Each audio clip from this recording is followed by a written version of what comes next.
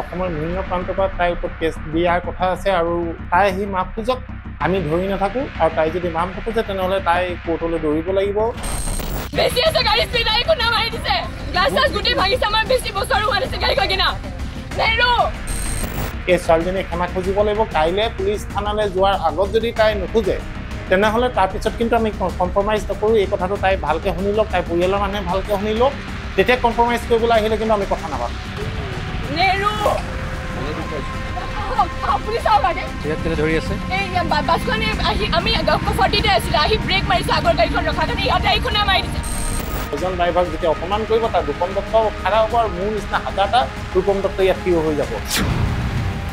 এইমাত্ৰ ISBT পৰা আহি পেলাই পাইছোঁ, আকৌ ঘৰ পালোহি।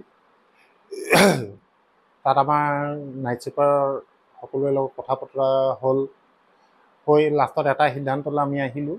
আমি আইনমতে যাম, যি কৰিব লাগে। আমি কাইলৈ ছোৱালীজনীৰ ওপৰত এখন এজাহাৰ দিম আৰু পুলিচ প্ৰশাসনৰ চৰকাৰক আমি এটা সময়সীমা দিম। সেই সময়সীমাৰ ভিতৰত যদি ছোৱালীজনী আহি সমজুৱাভাৱে সেই ড্ৰাইভাৰজনৰ ওচৰত ক্ষমা নিবিচাৰে তেনেহ'লে আমি অনিৰ্দিষ্ট কাললৈকে যাতায়াত ব্যৱস্থা লগত জড়িত হৈ নাথাকিম। মানে আমি কৰ্মবিৰতি এটা ঘোষণা কৰিম। এই কৰ্মবিৰতিত আমাৰ লগত থাকিব আল্ট্ৰাবাছ চালক সত্তা, সদৌ অসম টেক্সি চালক সন্থা, অটো, যিকোনো ট্ৰাক পৰিবহণ বিভাগ, সকলো ধৰণৰ যাতায়াত ব্যৱস্থাৰ লগত জড়িত সকলো ড্ৰাইভাৰে আমাক সহযোগিতা আগবঢ়াইছে। আমি ইয়াত কোনো ধৰণৰ পাৰ্চনেল বেনিফিটৰ কাৰণে অহা নাই। ইয়াত এটাই কথা, ড্ৰাইভাৰসকলৰ সন্মান অক্ষুণ্ণ থাকিব লাগে। এজন মানুহে এক্সিডেণ্ট কৰি যদি কিবা এটা কাৰণত মেজৰ কিবা এটাও হয়, তেখেতক মাৰপিট কৰিব নালাগে। আইন আছে, কানুন আছে, সেইবোৰে বিচাৰ কৰিব। এজন মানুহে কোনোবা এজন মানুহক মাৰ্ডাৰ কৰি দিলে আৰু আপুনি যদি তাৰ বিচাৰ কৰিবলৈ গৈ আপুনি সেইজন মানুহক মাৰ্ডাৰ কৰি দিয়ে তেনেহ'লে দোষী আপুনিও হ'ব। আইন কেতিয়াও হাতত ল'ব নালাগে, আইনৰ ঊৰ্ধত একো নাই। আৰু এজন মানুহৰ ড্ৰাইভাৰে হওক বা যিয়েই নহওক, এজন মানুহৰ এটা সন্মান থাকে, সেই সন্মানটো ক্ষুণ্ণ হ'ব নালাগে। আমাৰ দুখ লাগিছে তাত। ইয়াত মই এবাৰো কোনো এটা ভিডিঅ'ত পোৱা নাই ড্ৰাইভাৰজন শুদ্ধ বুলি। যিহেতু কাজিৰঙাৰ মাজত এক্সিডেণ্ট হৈছে, সেইটো প্ৰতিজন ড্ৰাইভাৰজনে তাত 40 ওপৰত গ'লে ফাইন, আৰু সেইটো ফাইন পুলিচে ৰখাই নকৰে বা বনৰক্ষী কৰ্মীয়ে ৰখাই নকৰে, সেইটো মালিকৰ একাউণ্টত যায়, ডাইৰেক্ট আপোনাৰ কাটি দিয়ে। সেইকাৰণে কোনো গাড়ী তাত অভাৰ স্পীড থাকিবই নোৱাৰে। প্ৰথম কথা, কাজিৰঙাৰ মাজত পহৰা মেইন জেগাত য'ত আটাইতকৈ বেছি ফাইন কাটে সেই জেগাত কেতিয়াও 40 ওপৰত গাড়ী থাকিব নোৱাৰে। তাত কিছুমান মানুহে মোক বিৰূপ মন্তব্য কৰিছে, আপুনি দেখিছে নেকি? মই নাই দেখা।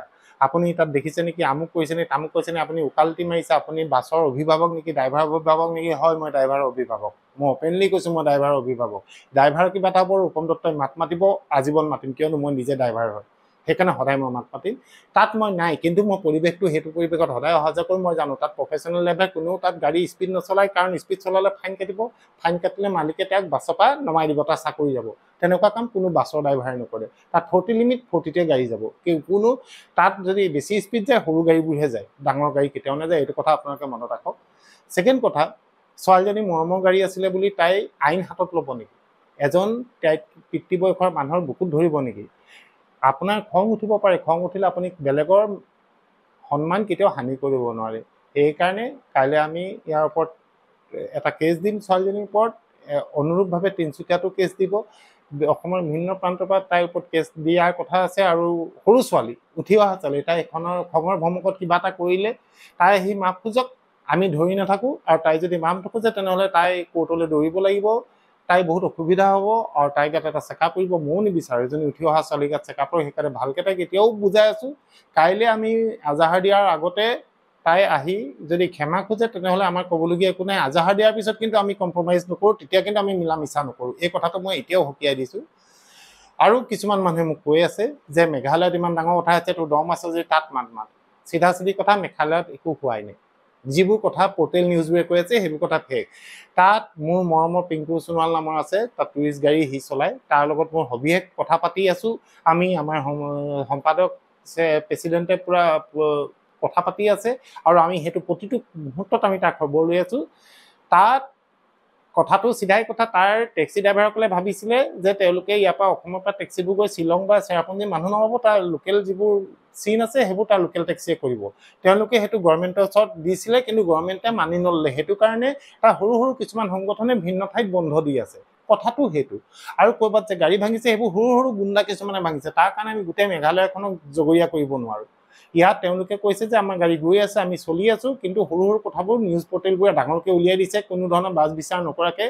আৰু আমাৰ মানুহে দেখিছে ক'ৰবাত বন্ধ দিছে, পথ অৱৰোধ কৰিছে, তাত ভয় খাই মানুহ ঘূৰি আহি কৈছে পথ অৱৰোধ কৰিছে, মাৰপিট কৰিছে, তেনেকৈ একো হোৱা নাই। কোনোবা এটা ঠাইত এখনে গাড়ী কিবা এটা হৈছিলে আৰু সেই কথাটোকে বহুত ডাঙৰকৈ ওলালে। মেঘালয়ত তেনেকুৱা ভয় কৰিবলগীয়া একো নাই, কাৰণ তাত যিখিনি গাড়ী চলি আছে সেই গাড়ীৰ পিংকু সোণোৱাল নামৰ যিজন মোৰ ভাইটি আছে, ভাইটিৰ লগত কথা পাতিলোঁ, তেখেতে বিতংভাৱে কৈছে যে ৰূপম দা ইয়াত তেনেকুৱা ভয় কৰিবলগীয়া বা চিঞৰ বাখৰ কৰিবলগীয়া একো হোৱা নাই, মেঘালয় গভৰ্ণমেণ্টে সেই কথা মানি লোৱা নাই, গতিকে ইয়াত সেইকাৰণে আমি চিঞৰ বাখৰ কৰা নাই। যদি অসমৰ ড্ৰাইভাৰক মেঘালয় নহয়, অৰুণাচল হওক, নাগালেণ্ড হওক, য'তেই নহওক, যদি আমাৰ অসমৰ থলুৱা ড্ৰাইভাৰক, সি বিহাৰীয়ে হওক, বঙালীয়ে হওক, অসমীয়াই হওক, যিয়ে নহওক, তেওঁক যদি কোনোবাই দিগদাৰ কৰে তেনেহ'লে আমি আকৌ তাতো মাত মাতিম। এই কথাটো দৃঢ়, আৰু প্ৰতিজন ড্ৰাইভাৰ কাৰণে মই থিয় হৈ আছোঁ। মই কেতিয়াও বাছৰ ড্ৰাইভাৰ, অটো ড্ৰাইভাৰ বুলি নকওঁ। যদি ড্ৰাইভাৰ বিপদত পৰে মই আটাইতকৈ আগত থিয় হৈ থাকিম, মই একো নাপাওঁ ইয়াৰ পৰা, কিন্তু ড্ৰাইভাৰৰ হকে মই মাত মাতি যাম। এই ছোৱালীজনীয়ে ক্ষমা খুজিব লাগিব। কাইলৈ পুলিচ থানালৈ যোৱাৰ আগত যদি তাই নোখোজে তেনেহ'লে তাৰপিছত কিন্তু আমি কম্প্ৰমাইজ নকৰোঁ। এই কথাটো তাই ভালকৈ শুনি লওক, তাইৰ পৰিয়ালৰ মানুহে ভালকৈ শুনি লওক, তেতিয়া কম্প্ৰমাইজ কৰিবলৈ আহিলে কিন্তু আমি কথা নাপাতোঁ। যদি কম্প্ৰমাইজ কৰিব আছে এতিয়া হওক, সমজুৱাভাৱে সেই ড্ৰাইভাৰজনৰ ওচৰত ক্ষমা খোজক, একো ডাঙৰ কথা নহয়। ভুল কৰিলে যদি ক্ষমা খোজে সৰু হৈ নাযায়, বৰঞ্চ ছোৱালীজনী মহান হ'ব আৰু ছোৱালীজনীৰ ভৱিষ্যতটো ভাল হ'ব। তাইক আমি সকলোৱে ক্ষমা কৰি দিম। ইয়াকে মোৰ ক'বলগীয়া আছিলে। ছোৱালীজনীক মই আকৌ এবাৰ ৰিকুৱেষ্ট কৰিছোঁ, তুমি উঠি অহা ছোৱালী, তোমাৰ নিচিনা ছোৱালী মোৰ আছে, তোমাৰ বেয়াটো আমি কেতিয়াও বিচৰা নাই, কিন্তু তুমি যিটো কৰিলে তোমাৰ ভুল, তুমি ভুল স্বীকাৰ কৰা, সেইজনৰ ওচৰত তুমি এবাৰ ক্ষমা খোজা। ক্ষমা খুজিলে তুমি সৰু হৈ নোযোৱা, বৰঞ্চ তুমি মহান হ'বা আৰু তোমাৰ ভৱিষ্যতটো ভাল হ'ব। এইটোকে মই কৈছোঁ। বাকী অসমবাসীয়ে জানিব কি আছে কি নাই। ইয়াত আমি নৰম কোনোপধ্যে নহওঁ, কঠোৰ য'ত আমি কঠোৰ হ'মেই। আৰু এটা কথা, ড্ৰাইভাৰৰ অসুবিধা হ'ব, মই আটাইতকৈ আগত থিয় হ'ম। ইয়াত মোক আপোনালোকে বেয়া পাই লাভ নাই, ভাল পাই লাভ নাই। বহুতে কৈছে আপুনি চালাক মানুহ, চান্স পাই আপুনি ডান্স মাৰিছে। চান্স পাই ডান্স নহয়, এজন ড্ৰাইভাৰক যেতিয়া অপমান কৰিব তাৰ ৰূপম দত্ত খাৰা হ'ব, আৰু মোৰ নিচিনা হাজাৰটা ৰূপম দত্ত ইয়াত থিয় হৈ যাব। ড্ৰাইভাৰৰ এগেইনষ্টত কোনোবাই যদি কিবা কৰে তাত মই থিয় হ'ম। যদি ড্ৰাইভাৰ ভুল আছে পুলিচত দিয়ক, তেওঁক ফাঁচি দিয়ক, মই মুখেৰে মাত এটাও নামাতো, কিন্তু আপোনালোকে তেওঁলোকক পানিছমেণ্ট দিব নোৱাৰিব। এইটো ভুল আইন আপোনালোকে হাতত তুলি নল'ব। ড্ৰাইভাৰে কেলৈ পলায়? সেই ছোৱালীজনীয়ে যিটো কাম কৰিলে সেইটো ভয়ত ড্ৰাইভাৰ পলায়। তাত মানুহে পিটা হ'লে তেওঁক যদি মাৰি পেলালেহেঁতেন। আপোনালোকে সকলো কথা চালি জাৰি চাব, চাই পেলাই আপোনালোকে ডিচিশ্যন দিব। যিকেইজনে নিগেটিভ কমেণ্ট দিছে মই তেওঁলোকক বুজাই দিছোঁ। তাত কাজিৰঙাত 40ৰ ওপৰত গাড়ী চলিব নোৱাৰে, যদি চলে তাত ফাইন কাটে, আৰু ফাইন কাটিলে এজন মালিকে এজন ড্ৰাইভাৰক কেতিয়াও নাৰাখে 5,000 টকা ফাইন কাটি দিয়াৰ পিছত। এই কথাটো একদম ধৰো, এই কথাটো আপোনালোকে মানি লওক। এতিয়া কাইলৈ আমি যাম, দিনত আমি কাইলৈ পুলিচ থানাত কেছ দিম, আৰু তাৰ আগত যদি ছোৱালীজনী আহে তেনেহ'লে আৰু ক্ষমা যদি খোজে তেনেহ'লে আমি ইমানতে এইটো এৰি দিম, নহ'লে অনিৰ্দিষ্ট কাললৈকে আমি কৰ্মবিৰতি